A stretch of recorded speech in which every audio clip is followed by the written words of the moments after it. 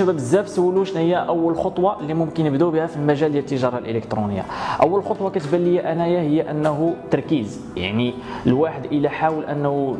يركز في حاجه وحده وما حاولش انه يشتت الانتباه ديالو في خمسه ديال الحوايج، فراه 100% غادي يطيح في ذاك المجال اللي هو كيرتاح فيه، اللي غادي يبغي انه يخدم فيه. نعطيكم مثال، بزاف ديال الناس فاش كيبغيو يبداو كيقولوا اجي نتانسبيراو من امازون، اجي نتانسبيراو من جوميا، وكيمشيو كيحطوا بزاف ديال المنتوجات في ستور واحد من مختلف المجالات، يعني كيقدر يحط الحوايج، كيقدر يحط الكوسميتيك، ويحط بزاف ديال الامور مخلطين، وعند بالو راه الا حط بزاف غادي ينجح. هو الامر مختلف تماما، الا حطيتي حاجه وحده، مجال واحد، وحطيتي فيه لي برودوي ديالو، وعرفتي علاش كيفاش الناس غيجيو من عندك البرودوي الاول، كيفاش يدوزو من البرودوي الاول للبرودوي الثاني، كيفاش تسويفي معاهم، فراه 100% تقدر تبيع اكثر من منتج واحد، ولكن بالعقل، ماشي غادي تجي تحط كلشي دقه واحده وتبغي الناس يشريو من عندك. خاصك تعرف ان امازون ماشي هما اللي حاطين دوك البرودويات، الناس اللي كيتسجلوا في امازون هما اللي حاطين دوك المنتجات. امازون عندها الداتا، عندها لي كليون، والناس كيدخلوا تما كيحطوا البرودوي ديالهم،